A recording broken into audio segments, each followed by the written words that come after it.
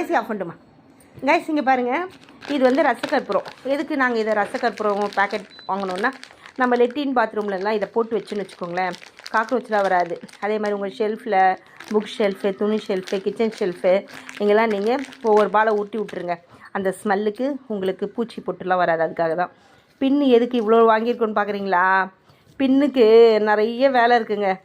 எங்கள் பசங்க காலேஜ் போகிறதுனால பின்னு அவசரத்துக்கு கிடைக்காது. அதனால் நான் போனேன், நான் 2 செட்டு எடுத்தேன். அப்புறம் என் ஹஸ்பண்ட் போனார், என் ஹஸ்பண்ட் ஒரு 2-3 செட் எடுத்தார். என் பசங்க போனாங்க, ஆளாளுக்கு 2 செட்டு எடுத்துன்னு வந்ததுனால எங்கள் வீட்டில் பாருங்கள் எவ்வளோ பின்னு மழையே இருக்குது. கூட இது என்ன தெரியும்? லிச்சீஸ். அம்மா இந்த பழம் பேர் என்னம்மா?